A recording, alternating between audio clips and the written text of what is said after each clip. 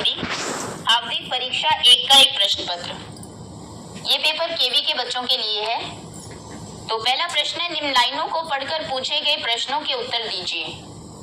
उसके स्नेहाभिषिक्त अर्थात स्नेह से भरे हुए कंठ से फूटा हुआ गान सुनकर निकट के मकानों में हलचल मच जाती है।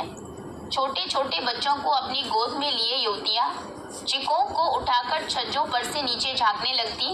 गलियों और उनके अंतर्व्यापी छोटे छोटे उद्यानों में खेलते और इठलाते हुए बच्चों का झुंड उसे घेर लेता और तब वह खिलौने वाला वहीं बैठकर खिलौने की पेटी खोल देता। अभी प्रश्न देखते हैं। पहला प्रश्न है, पाठ और लेखक का नाम वाला सही विकल्प कौन सा है? तो पाठ का नाम है मिठाई वाला और लेखक है भगवती प्रसाद वाजपेयी। दूसरा विकल्प सही है। दूसरा प्रश्न है, किसके गाने से हलचल मच जाती थी? तो खिलौने वाले के गाने से हलचल मच जाती थी। पहला विकल्प सही है।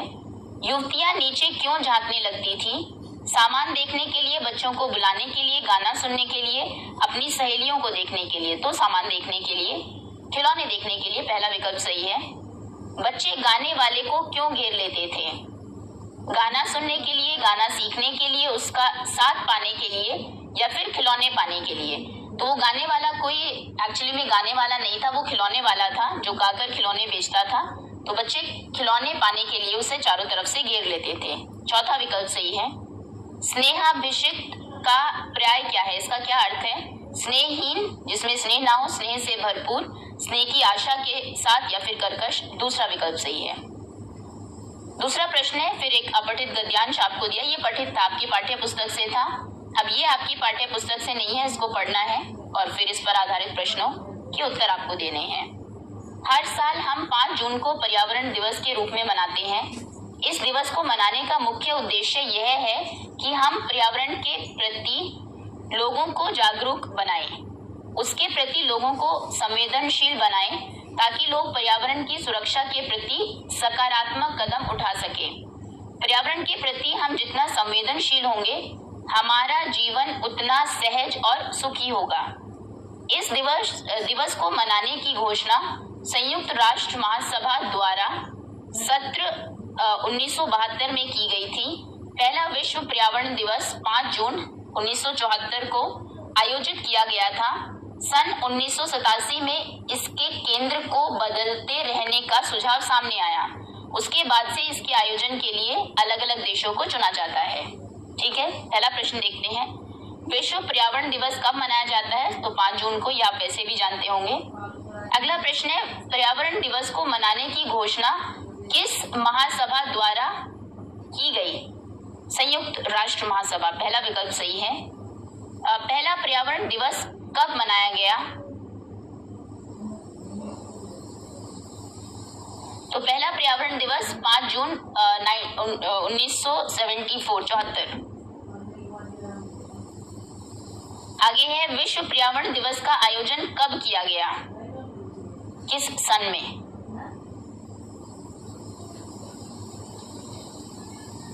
अभी मनाने की घोषणा 1972 में हुई थी, मनाया गया था 1974 में। 72 ऑप्शन में ही नहीं है, सो 1974 में ही आयोजन किया गया था, पहला तभी मनाया गया था। आगे है 5वां प्रश्न, पर्यावरण दिवस को मनाने की घोषणा संयुक्त राष्ट्र महासभा द्वारा कब की गई? ये 1972 में की गई थी। तीसरा विकल्प सही है। चलिए, अभी ये तो थे आपके पठित और अपठित गद्यांश के प्रश्नोत्तर। अभी आपकी पाठ्य पुस्तक के कुछ प्रश्नोत्तर है। पहला प्रश्न है, पक्षी कैसा जीवन जीना चाहते हैं? મારું નામ જીનલ ટીમાણિયા છે। હું ધોરણ 10માં અભ્યાસ કરું છું। મારા 99.53 પીઆર અને 95.33% આવ્યા હતા અને વિદ્યાકુલ તરફથી ઘણો સપોર્ટ મળ્યો હતો। એમાં એઆઈ ડ્રોના છે, નોટ્સ અને ક્વિઝ એ બધું કરીને મારા ઘણા સારા પર્સન્ટેજ આવ્યા છે। જો તમને આવી રીતે જ સારું પરિણામ મેળવવું હોય તો આજે જ વિદ્યાકુલ એપને ડાઉનલોડ કરો।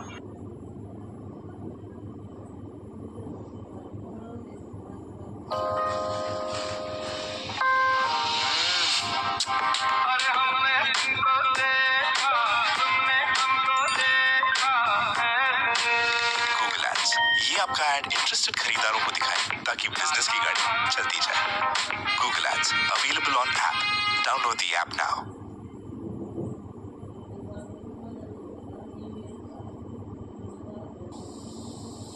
तो पक्षियों के पास पिंजरे के अंदर वे सारी सुख सुविधाएं हैं जो एक सुखी जीवन जीने के लिए आवश्यक होती है, परंतु हर तरह की सुख सुविधाएं पाकर भी पक्षी पिंजरे में बंद नहीं रहना चाहते, क्योंकि उन्हें बंधन नहीं अपितु स्वतंत्रता पसंद है। तो इसका अर्थ है कि पक्षी स्वतंत्र जीवन जीना चाहते हैं। अगला प्रश्न है, लेखक की कमजोरी क्या है? लेखक की कमजोरी यह है कि थोड़ी सी कठिनाई आने पर उसका मन प्रायः व्यथित हो जाता है, मतलब वो परेशान हो जाता है, घबरा जाता है।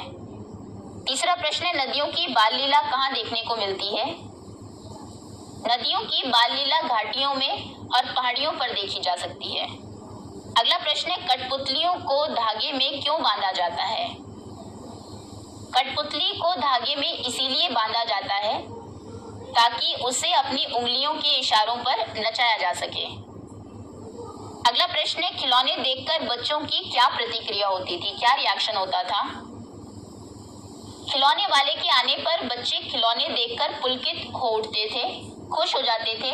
बच्चों का झुंड खिलौने वाले को चारों तरफ से घेर लेता था। वे पैसे लेकर खिलौने का मोलभाव करने लगते थे।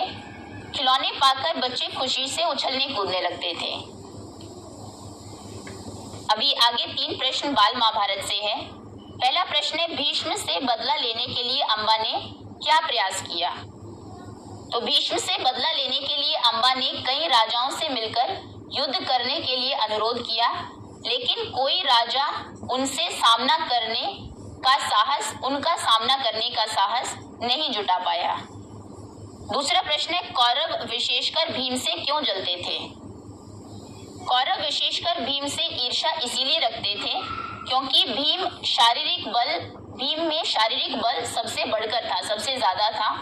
वह दुर्योधन और उसके भाइयों को खेलकूद में खूब परेशान किया करता था। यद्यपि कौरवों के प्रति भीम के मन में कोई द्वेषभाव नहीं था। अगला प्रश्न है, देवव्रत का नाम भीष्म कैसे पड़ा? देवव्रत की पितृभक्ति से प्रसन्न होकर शांतनु ने उन्हें इच्छा मृत्यु का वरदान दिया। अपनी भीषण प्रतिज्ञा के कारण ही देवव्रत भीष्म कहलाए।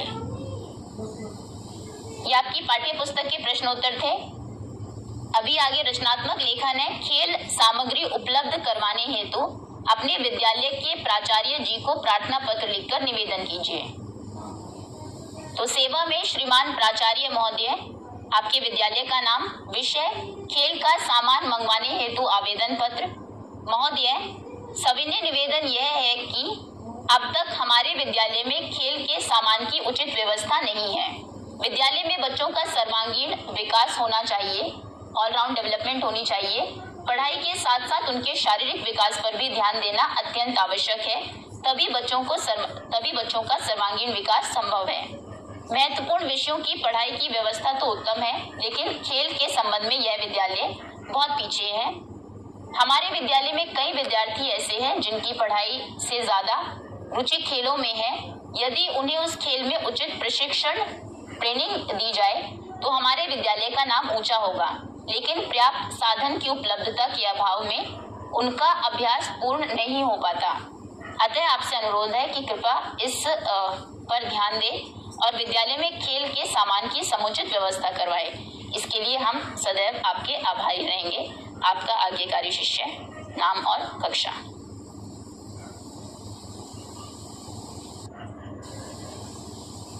अभी लास्ट में व्याकरण के कुछ क्वेश्चंस हैं।